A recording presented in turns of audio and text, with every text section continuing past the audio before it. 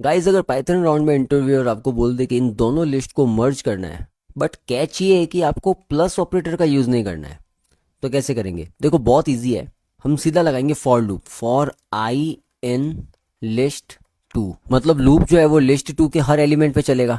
उसके बाद हमको करवाना है अपेंड। किसके अंदर करवाना है? लिस्ट वन के अंदर। तो लिस्ट वन डॉट अपेंड, और किसको करवाना है? आई को। अब यहाँ पे आई क्या है? लिस्ट वन तो हमको पता है ये है, ठीक है। आई क्या है? आई की वैल्यू पहले जब लूप चलेगा तब होगी 5। जैसे 5 लूप चलेगा ये क्या कर देगा? जैसे यहाँ पे आई की वैल्यू 5 हुई, ये अपेंड कर देगा लिस्ट वन में, तो यहाँ पे सीधा हो जाएगा 5। फिर लूप चलेगा 6 के ऊपर, आई की वैल्यू कितनी हो जाएगी? 6। ये क्या करेगा? अपेंड कर देगा इसको यहाँ पे। फिर चलेगा 7 के ऊपर, आई की वैल्यू हो जाएगी 7, ये अपेंड कर देगा, ये यहाँ पे आ जाएगा। 8 पे चलेगा, आई की वैल्यू होगी 8। अब देखो इसको याद रखना, जिसमें हमको अपेंड करवाना है उसको लिखते हैं पहले लिस्ट वन डॉट अपेंड, जिसको करवाना है आई की वैल्यू को करवाना है। तो अभी आई की वैल्यू कितनी है? 8। ये हो जाएगा 8 और यहाँ पे बन जाएगी पूरी लिस्ट और प्रिंट हो जाएगा। अब ये सब जा जाके कहाँ पे स्टोर हो रहा है? लिस्ट वन में। तो हम ये फॉर लूप के बारे में क्या करेंगे? प्रिंट लिस्ट वन, ये कर दिया हमने रन। तो यहाँ पे क्या हुआ? ये जाके यहाँ पे मर्ज हो गई। अब हमने ये प्रिंट को फॉर लूप के बाहर इसलिए किया है ताकि ये फॉर लूप पूरा रन हो जाए, ठीक है। सारी वैल्यूज जो लिस्ट टू की है वो लिस्ट वन में जाके स्टोर हो जाए। लूप चलने के बाद जब लिस्ट वन के अंदर सब कुछ स्टोर हो जाएगा, फिर हम क्या करवा देंगे? प्रिंट करवा देंगे।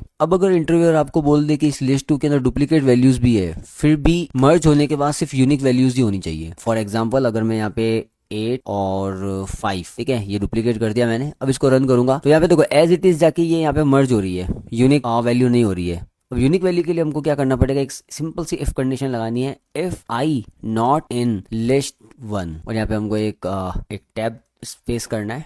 अब हम क्या करेंगे? रन। तो देखो फिर से यूनिक वैल्यूज ही आई है, सिर्फ यूनिक वैल्यू आई है। अब ये एक्चुअली ये इफ कंडीशन क्या चेक कर रही है? तो सपोज लूप चला और आई की वैल्यू कितनी हो गई? 5। इफ कंडीशन चेक करेगी कि ये लिस्ट वन के अंदर प्रेजेंट है या नहीं। लिस्ट वन के अंदर 5 प्रेजेंट नहीं है, तो ये वाली कंडीशन ट्रिगर हो जाएगी और जो लिस्ट वन के अंदर क्या अपेंड हो जाएगा जाके 5। ऐसे ही ये इसको भी चेक करेगा, इसको भी चेक करेगा, 8 को भी चेक कर देगा, ठीक है। तो ये 6, 7 और 8 हो जाएगा। जैसे ही इस वाले 8 पे जो डुप्लीकेट 8 है, यहाँ पे आई की वैल्यू 8 होगी। इफ कंडीशन जाके चेक करेगी कि इसके अंदर लिस्ट वन के अंदर ऑलरेडी 8 प्रेजेंट है या नहीं। तो ऑलरेडी 8 प्रेजेंट है, तो इफ कंडीशन फॉल्स हो जाएगी और ये भी ट्रिगर नहीं होगा। सेम होगा 5 के साथ, ठीक है। तो इस तरीके से क्या होगा? यहाँ पे सिर्फ यूनिक वैल्यू ही अपेंड होगी। अगर अच्छा लगा तो प्लीज कमेंट में बताना। डेटा डायनो को फॉलो कर लेना। मिलते हैं नेक्स्ट वीडियो में।